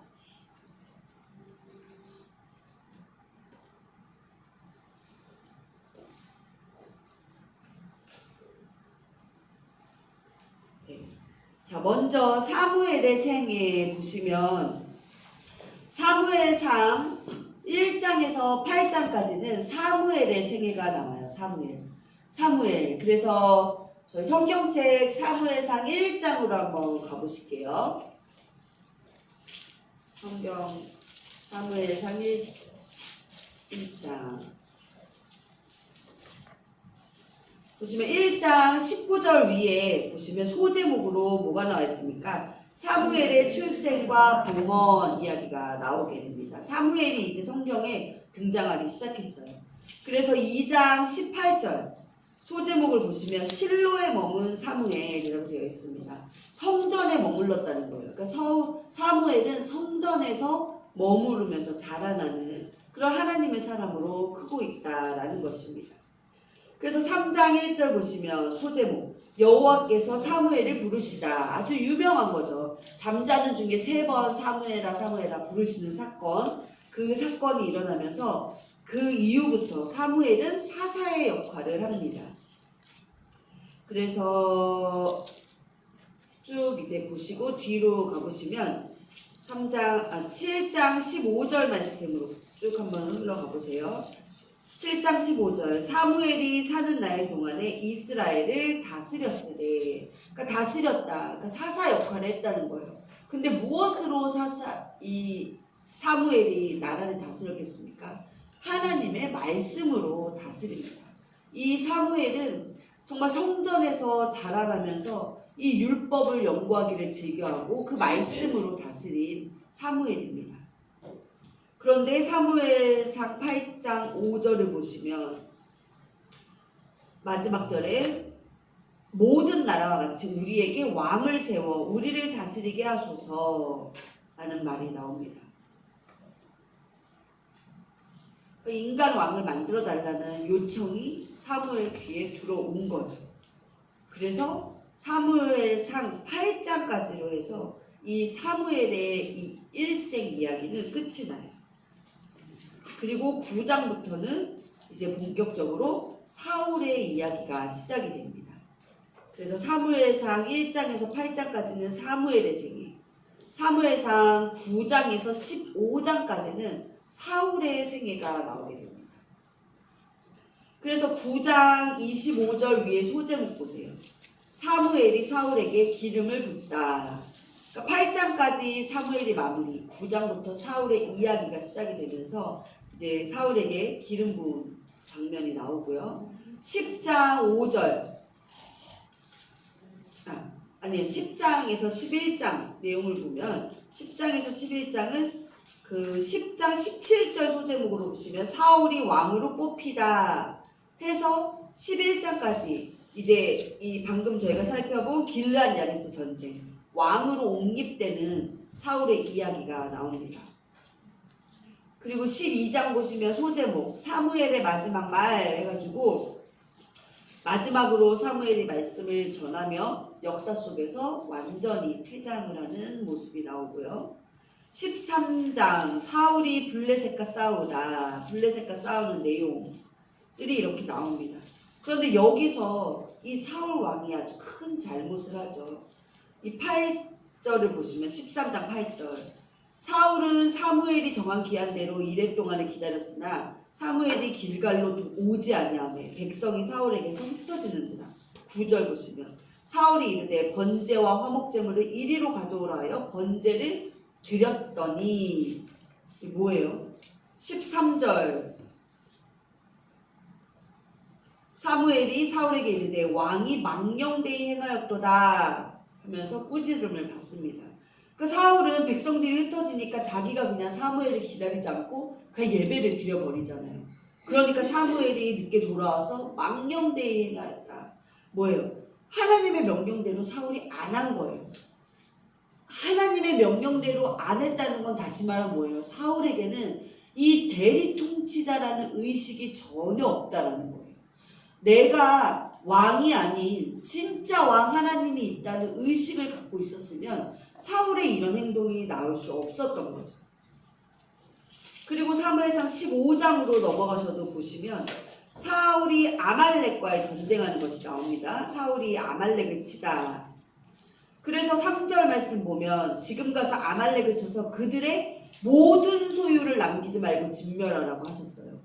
그런데 8절, 9절 말씀 보시면 9절 사울과 백성이 아각과 그의 양과 소의 가장 좋은 것 또는 기름진 것과 어린 양과 모든 좋은 것을 남기고 진멸하기를 즐겨 아니하고 가치 없고 하찮은 것은 질겨 진멸하니라. 좋은 것은 죽이지 않고 가치 없고 하찮은 것만 진멸한 거예요. 하나님의 말씀을 어떻게 한 거예요? 부분적으로만 순종했습니다. 부분적 순종도 불순종인 겁니다. 하나님 내가 이거는 그래도 순종했잖아요. 하나님 입장에서는 불순종인 거예요. 우리 입장에서는 부분적 순종이어도. 왜 이런 일이 벌어져요? 사울은 대리통치자 의식이 없었다. 이렇게 해서 사무엘상 15장까지는 사울의 이야기가 나오게 됩니다.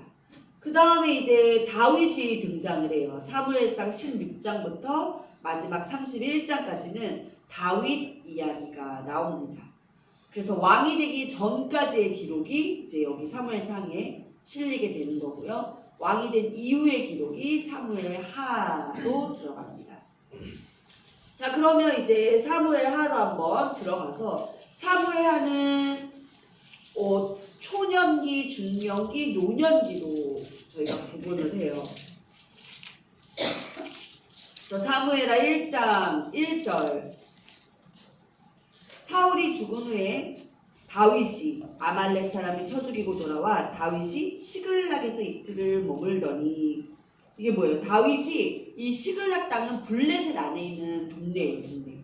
그러니까 블레셋 땅 시글락에서 사울이 죽었다는 소식을 다윗이 듣게 되는 거죠. 그래서 2장 1절 가시면 다윗이 유다의 왕이 되다 소제목으로 있습니다. 그리고서 바로 2장 1절에 다윗이 여호와께 여쭈아뢰되 내가 유다 한 성읍으로 올라가니까 질문을 하는 거야. 하나님 내가 어디로 가야 합니까? 여호와께서 이르시되 올라가라. 다윗이 아뢰되 어디로 가리까? 이르시되 헤브론으로 갈지니라. 헤브론으로 가라라고 하십니다. 그래서 2장 4절에 보시면 유다 사람들이 와서 거기서 다윗에게 기름을 부어 유다 족속의 왕으로 삼았더라. 이제 다윗이 기름 부음 받은 2대 왕으로 딱 옹립되는 순간입니다. 어디에서요? 헤브론에서. 헤브론에서. 그래서 2장 11절 보시면 다윗이 헤브론에서 유다 족속의 왕이 된 날수는 7년 6개월이었더라.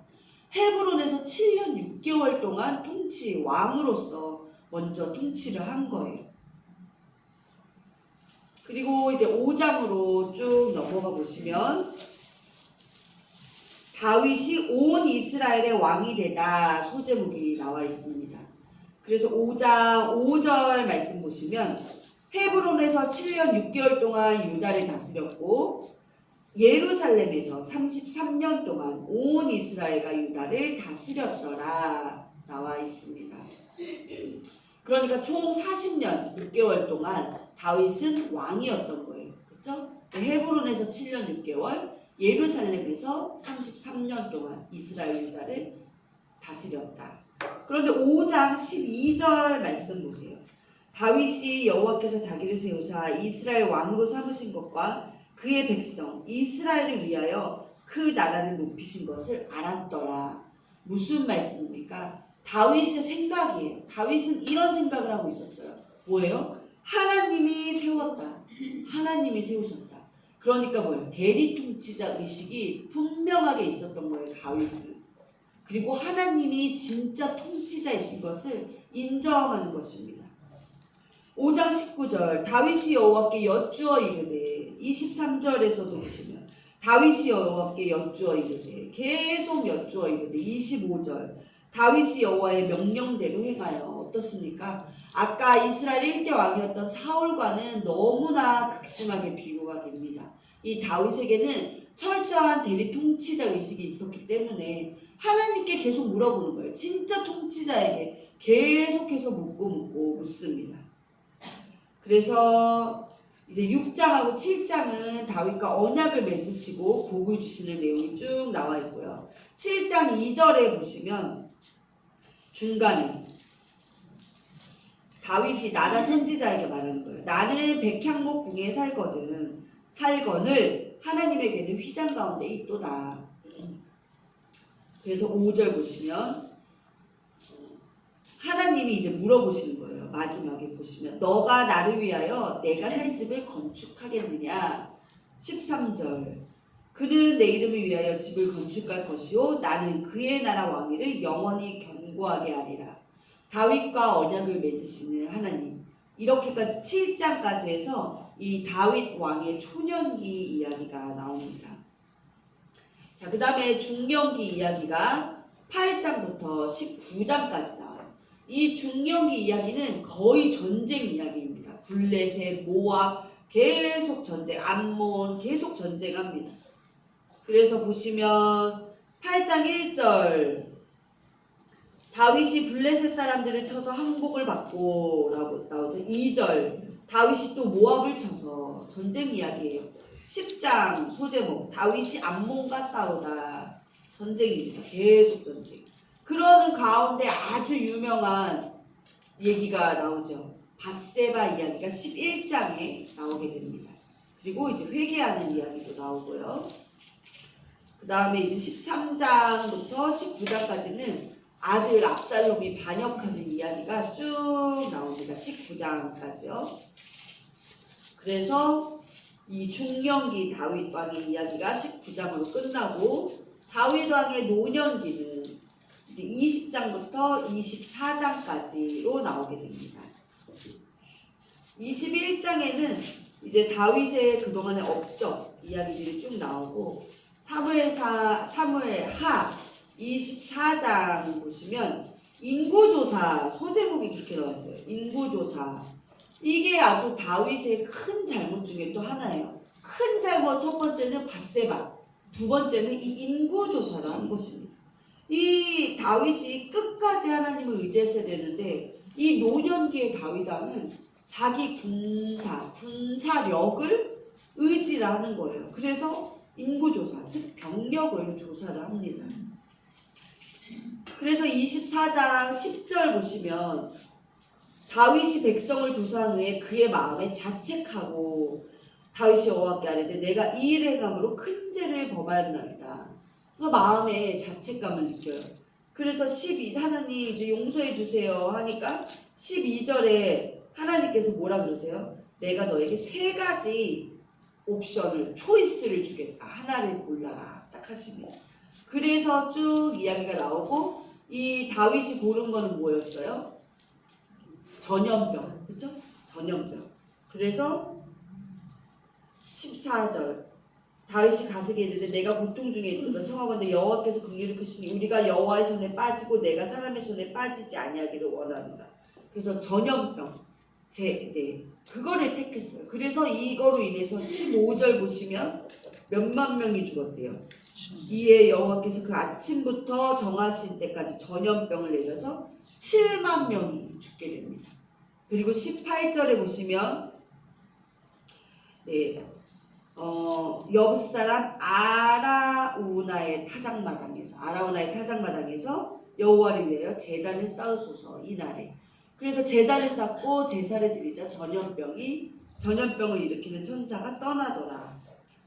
이렇게 해서 이 아라우나의 이 타작마당이 훗날 이 성전의 터가 되죠. 그렇죠? 다윗이 여기를 사서 여기다가 성전을 짓습니다.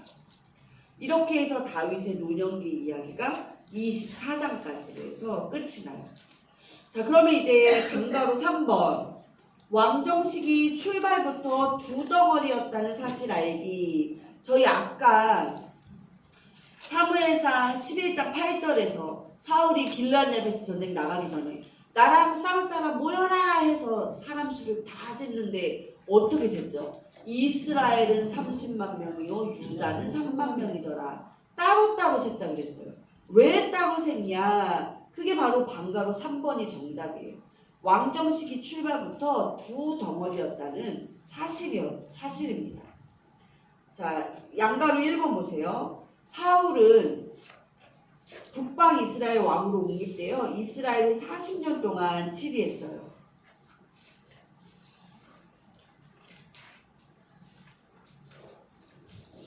그래서 사무엘상은 1대 왕이 누구였죠?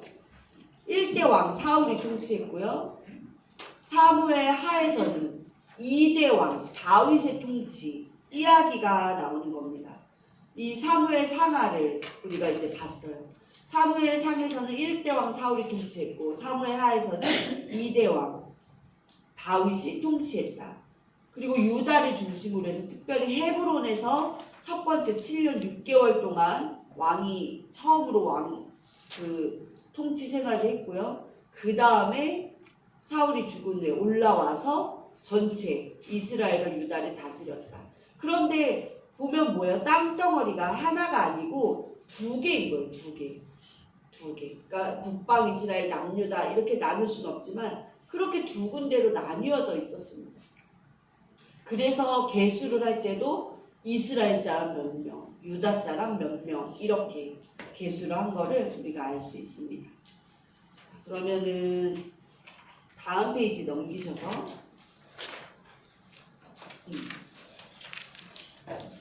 자, 사울은 베냐민 지파 사람이었어요.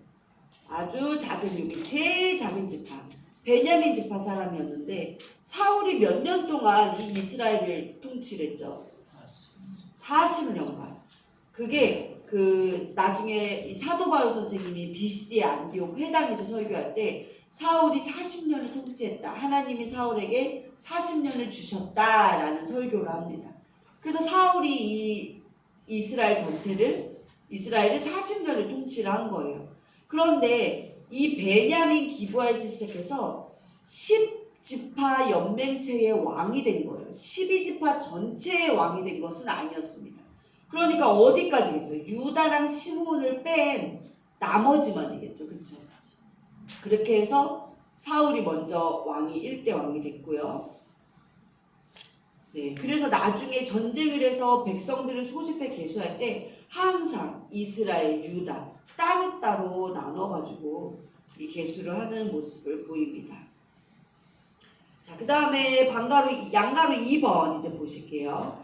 다윗은 그동안 사울의 박해를 받아 베두인으로 떠돌아다니는 베두인은 유목생활하면서 떠돌아다니는 사람들을 말하는데요. 19장 소제목을 한번 보실까요? 사무엘상 19장.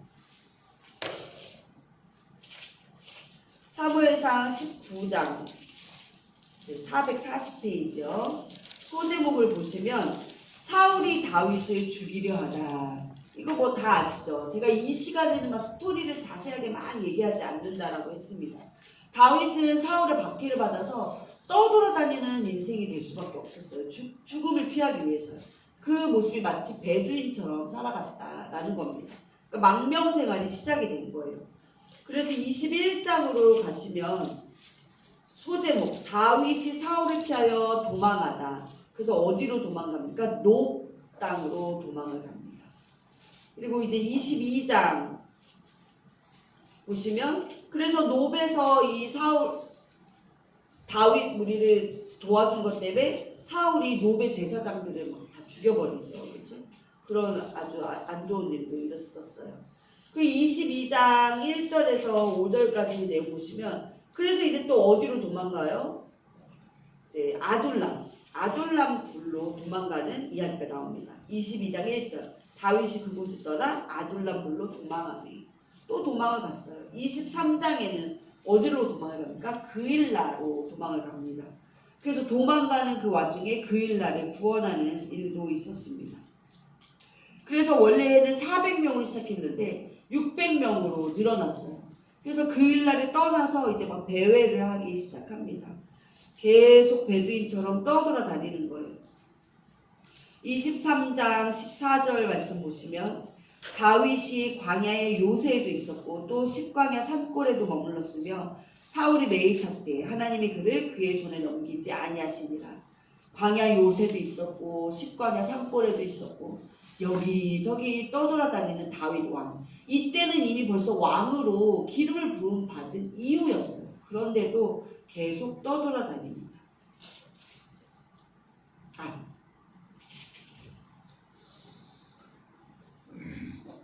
그리고 나서 24장에 보시면 다윗이 사울을 살려주다. 장소가 어디냐면 엔게디 광야에 사울이 이제 화장실 볼일을 보려고 굴 속에 들어갔는데 거기 이미 다윗이 있었죠. 근데도 다윗은 사울을 범하지 않습니다. 그리고 26장으로 가시면 또 다윗이 또 사울을 살려주자. 죽일 기회가 있었지만 또 살려주는. 왜 그런 거예요? 다윗은 계속해서 하나님을 의식하고 있기 때문입니다. 그 다음에 27장 다윗이 블레셋 땅으로 피하다. 오죽했으면 블레셋 땅으로 피했겠어요. 그렇죠? 그래서 600명과 더불어 2절 말씀 보시면 다윗이 일어나 함께 있는 사람 600명과 더불어 가드 왕 마옥의 아들 아기스에게로 건너가니라. 다윗 블레셋 땅으로 들어갑니다.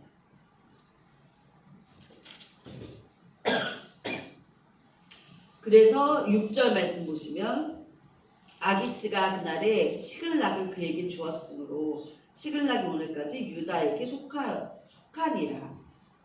이 블레셋 왕 아기스가 이 시글락이라는 땅을 아예 다윗에게 주는 거예요. 그래서 여기서 1년 4개월 정도를 다윗이 600명의 사람들과 함께 머물게 됩니다. 그러니까 다윗이 망명 생활이 대략 10년 정도. 그러니까 30세의 왕이 됐으니까 20대 초반부터 10년간을 계속 도망자 신세를 살았던 거예요. 그 한창 가장 꽃피울 나이에 다윗은. 그런데 이렇게 꽃피울 나이에 10년 동안 도망자 생활을 한 그때 다윗에게 하나님은 아주 보상 같은 선물을 주시죠. 이때 가장 많이 나온 게 뭐예요? 시편. 보석 같은 시편들이 이 시기에 가장 많이 나왔다는 겁니다. 네. 그리고 제가 아까 잘못 얘기했어요. 아까 그일라 땅에 들어가서 배회하고 하는 게 왕이 되고 나서가 아니죠. 왕이 되지 않은 상태였어요. 아직은 옹립되지 않았을 때였습니다. 그리고 나서 이제 사무엘하 1장으로 시글락에 있을 때 사울 왕이 죽었다는 소식을 듣고 헤브론에 올라가서 기름 부음 받고 왕이 되지요. 그러니까 이렇게 북방 이스라엘과 남유다 처음부터 두 덩어리로 시작을 했다는 거예요. 이스라엘 전체의 통일 왕국은 솔로몬 왕에 가서 이제 통일이 되는 것이죠. 네, 여기까지가 이제 사무엘하까지 다윗의 이야기를 본 것입니다. 그래서 아까 방가로 3번, 양가로 3번. 다윗은 사울이 죽은 후에 유다 헤브론으로 올라가 유다의 왕이 되어 여기서 7년 반 동안 치리함. 그러니까 10년 동안 여기저기 떠돌아다니다가 사울이 죽은 후에 헤브론에서 왕으로 옹립이 되었다. 그리고 이 속에서 가장 많은 아름다운 시편들이 발생했다라는 것입니다. 자, 4번. 사사시대 배경 속에서 다윗의 영성을 볼 줄 아는 안목각기. 이제 여기서부터 우리가 시편을 끼어 읽기를 해야 돼요. 이 시편은 다윗의 신앙 고백이자 이 사람의 인생 철학, 통치 원리 이런 것들이 다 녹아져 있는 거예요. 그러니까 사무엘상과 사무엘하는 역사서잖아요. 그렇죠? 그러니까 역사책인 거예요. 역사를 중심으로 쓰여진 책이라면 시편은 이 역사서의 부록같이 이 글 쓴 주인공의 마음 상태, 심리 상태가 녹아져 있는 그런 책인 거예요. 그러니까 배경은 똑같지만 내용 서술은 다르다. 얘는 역사책이고 얘는 진짜 시가서예요. 시가서. 그래서 방가로 1번. 다윗은 시편의 사람, 말씀과 기도의 사람이었다라는 거예요. 이 시편 150편 중에 73편이 다윗의 시입니다. 그러니까 반 이상의 시를 쓴 엄청난 시편의 주인공인 거죠. 그리고 시편 119편에서 우리 나중에 볼 거지만 말해주는 것처럼 이 시편 119편에는 말씀이라는 단어가 매 구절마다 나와요. 그처럼 다윗은 이 모세오경을 연구한 사람, 말씀 묵상을 즐겨했던 사람이기 때문에 이런 시편을 많이 만들 수 있었다. 그러니까 어떻게 보면 사사시대에 레위인들이 해야 됐던 일들을 누가 있었다? 다윗이 레위인 역할을 한 거나 마찬가지예요. 정말 훌륭한 사람이었습니다. 자, 그 다음에 이 다윗이 주야로 율법을 묵상했다. 정말 그랬냐? 시편으로 한번 가보시면 시편 3편 소제목이 뭐예요? 시편 3편. 다윗이 그의 아들 압살롬을 피할 때에 지은 시. 이런 상황에서 지금 시를 짓게 생겼냐고. 그렇잖아요. 이 말씀을 묵상하면서 이게 나오겠냐 이 말입니다. 그러니까 이만큼 다윗은 늘 말씀을 주야로 묵상하고 그러면서 입에서 나오는 것도 계속 그런 묵상의 기도가 나온 것들이 이 시로 이렇게 적혀져 있는 거죠. 그 다음에 시편 34편도 한번 펴보세요. 34편 소제목 보시면 다윗이 아비멜렉 앞에서 미친 채 하다가 쫓겨나서 지은 시. 이 내용도 미친 척 하다가 쫓겨났어요. 블레셋 땅에서 쫓겨난 거예요. 이 아비멜렉은 블레셋 왕을 통칭하는 이름입니다. 우리가 뭐 저기 바로 왕 하면 애굽의 왕은 바로 이렇게 통칭하듯이 블레셋에서 쫓겨났어요. 자기가 죽을까봐 다윗 왕이 미친 척을 한 거예요. 막 침 질질 흘리면서. 얼마나 치욕스럽고 수모적인 상황입니까? 이런 상황에서도 이런 시편을 적은 거예요.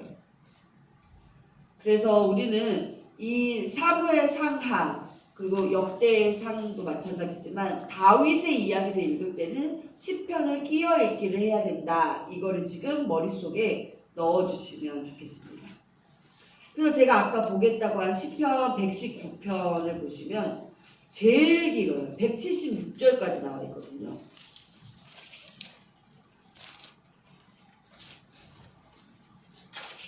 솔직히 이렇게 성경 읽기 하다가 이거 딱 걸린다면은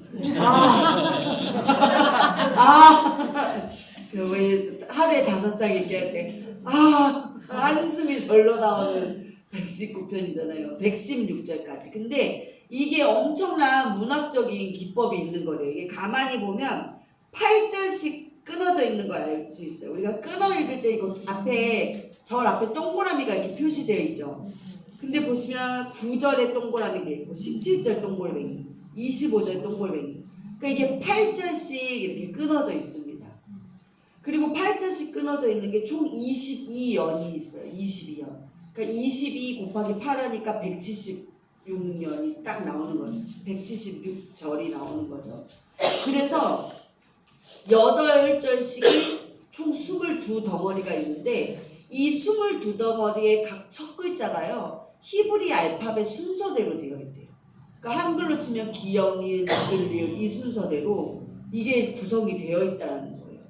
그러니까 마치 삼행시 쓰듯이 기역하고 1절에서 8절까지 니은하고 9절에서 16절까지 이런 식으로 되어 있는 거예요. 근데 이게 이 119편만 이렇게 되어 있는 게 아니라 아까 시편 25편도 시편 34편도 다 22절로 되어 있어요. 22절로 되어 있는 시편은 다 그렇게 삼행시처럼 알파벳 순서대로 기역, 니은, 디귿, 리을 이렇게 삼행시 쓰듯이 그렇게 시를 썼다는 거예요. 그러니까 이 다윗은 율법학자로서도 엄청 뛰어났을 뿐만 아니라 문학가로서도 엄청 뛰어난 재능인이었다는 것입니다. 그리고 119편 한번 1절부터 쭉 보세요. 자, 율례, 도, 말씀, 증거 이런 식으로 말씀을 대표하는 의미하는 단어들이 한 절마다 하나씩이 거의 다 들어있습니다.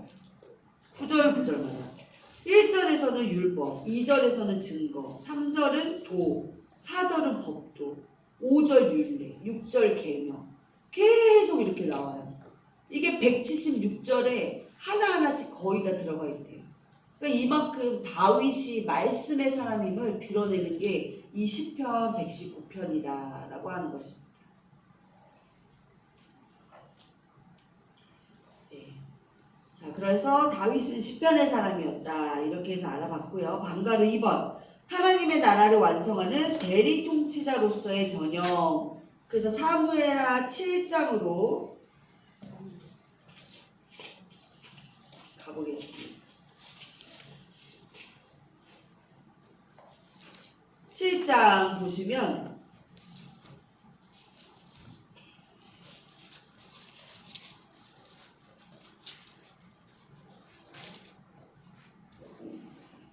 16절 아까 저희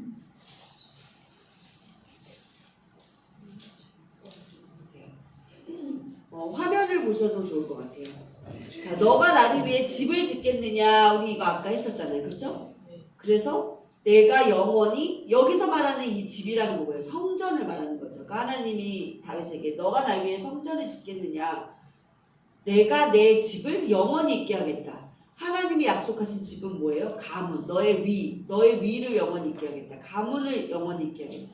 너의 왕조, 너의 왕권을 영원히 있게 하겠다라고 하면서 다윗 혈통이 진정한 하나님 나라 혈통임을 약속하심을 경고하게 하겠다는 이런 축복의 말씀, 언약의 말씀을 이 사무엘하 7장에서 주십니다. 그러니까 아브라함과 언약을 맺으셨어요. 옛날에 아브라함과 맺은 언약을 통해서 그 언약의 말씀이 뭐였죠? 창세기 12장 2절 3절 너로 인하여서 모든 민족이 복을 얻게 하겠다. 아브라함 언약을 통해서 아브라함으로 시작하는 하나님의 나라가 세워졌어요.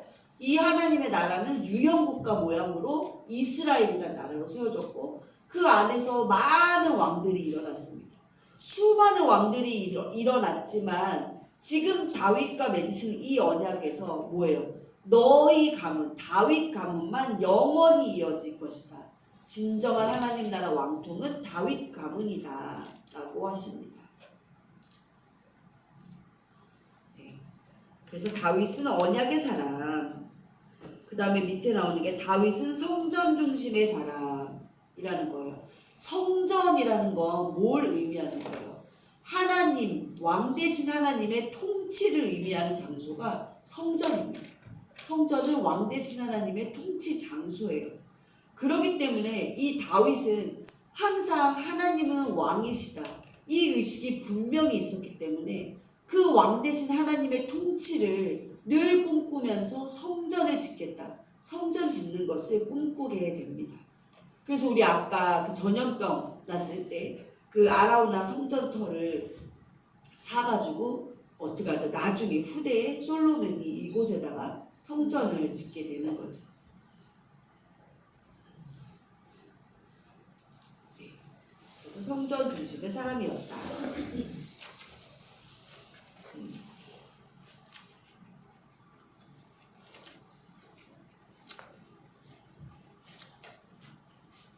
그러니까 우리 아까 이상국가 왕상에서 하늘을 대신하여 통치하는 사람 바로 대리통치자.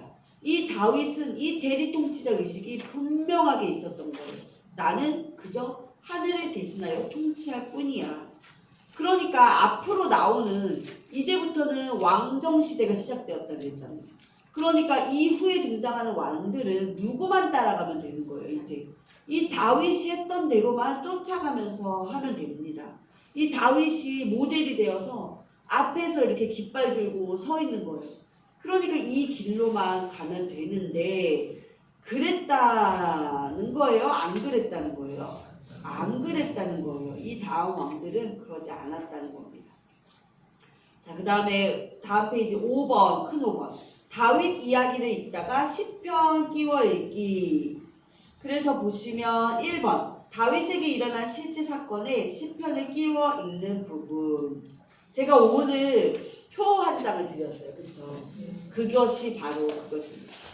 그래서 시편, 다윗, 사무엘 상하 읽을 때는 다윗 이야기잖아요. 사무엘 상하는 다윗의 역사 이야기, 이거에 대한 그런 시적인 표현이나 마음의 상태 이런 걸 읽고 싶을 때는 그 동시에 쓰여진 시편을 읽으시면 된다는 거예요. 연계해서 같이 읽으시라는 거예요. 그리고 방가로 2번 다윗에 대해 많은 정보를 주는 또 하나의 성경 역대상하. 제가 맨 첫 시간에 얘기 드렸어요. 열왕기상하와 역대상하의 차이점이 분명하게 있다고 그랬죠. 그렇죠? 열왕기상하는 전체 북이스라엘 남유다 전체 왕 이야기가 다 나오는 거예요. 열왕기상하는. 그런데 역대상하는 이 저자 에스라가 아니야. 난 북방 이스라엘 역사 인정할 수 없어. 왜? 걔네들 하나님 없는 애들이잖아. 난 그런 애들 인정 안 해. 남유다만이 진짜 하나님 나라야. 그래서 나는 이 역사만을 쓸 거야. 그래서 거슬러 올라가다 보니까 어디까지 올라가요? 창조 아담부터 해서 쭉 갔다가 나라가 나라가 분열될 때 남유다 왕 이야기만 쓴 게 역대상하였어요. 그러니까 남유다 왕, 가장 유명한 왕, 다윗 이야기가 가장 많이 나오겠죠. 그래서 역대상하를 읽을 때에도 시편을 끼워 읽어라. 그래서 제가 그 쪽지를 드렸습니다. 그거는 나중에 이 부분 읽으실 때 꼭 한번 끼워서 읽는 거 해보세요. 네. 자, 그럼 이제 오늘 공부를 다 마치고 마무리를 한번 읽어보도록 하겠습니다. 사사시대의 미가 신상 사건이나 레위적 사건의 무드 속에서 다윗은 레위가 해야 할 역할, 즉 율법을 주야로 묵상하고 연구한 사람입니다. 기도의 사람이었습니다. 시편을 남겼다는 것은 깊은 기도의 사람이라는 말입니다. 인생을 깊이 관조하며 체험한 문제들을 하나님 앞에서 토해낸 사람이었습니다. 사사시대 레위들과 얼마나 대조됩니까? 같은 시대를 살면서 말입니다. 하나님이 건설하고 싶었던 제사장 나라를 드디어 이뤄낸 왕입니다. 여기 한번 밑줄 쳐주세요. 진정한 왕입니다. 네, 제사장 나라를 이뤄낸 왕. 이런 왕의 가문은 영원할 수밖에 없습니다. 구약에서 하나님의 나라를 완성한 왕입니다. 성경은 사사시대를 실패로 남겨놓지 않았습니다. 꽃을 피워 열매를 거두고야 말았습니다. 이제 이 왕권은 신약의 예수의 왕권으로 이어집니다. 다윗의 자손으로 오시는 분이십니다. 그러나 결코 그의 후손이 될 수 없는 진정한 왕이신 하나님의 왕권을 예표하는 왕이 되었습니다. 자, 이제 성경의 흐름은 열왕기 상으로 넘어가게 됩니다. 왕사입니다. 이제 하나님의 왕사는 어떻게 흘러가야 할까요? 다윗의 길로 가야 한다 이 말입니다. 모델을 탁 설정해 놓은 것입니다. 다윗은 모델이었습니다. 하나님 나라 백성의 모델이요 왕의 모델이었습니다. 창세기 12장에서 시작된 하나님의 나라는 드디어 다윗에게서 그 꿈을 이뤘습니다. 다윗이 한 것처럼만 살면 이제 하나님 나라는 비록 시작하는 사사시대는 엉망이었지만 그래 그 잠깐은 그냥 초창기니까 이해해줄게 덮어두고 다윗부터 진짜 이제 다윗처럼만 잘 살면 하나님 나라는 정말 너무 해피인 거예요. 하나님의 뜻대로. 그런데 저희 파일과 한번 제목 한번 볼까요? 다음 페이지 바로. 다윗의 길로 안 가고 여로보암의 길, 아합의 길로 가는 왕들아. 여로보암과 아합이 누군지 모르겠지만 여하튼 다윗의 길로 안 갔대요. 그러니까 또 뭐가 되겠다? 엉망진창이 되겠다. 우리가 벌써 예측할 수가 있습니다. 자, 그러면 우리 다음 주에는 어떻게 이제 왕정시대 본격적인 시작 이야기가 되는지 한번 기대하는 마음으로 또 한번 보이도록 하겠습니다. 자, 오늘 공부한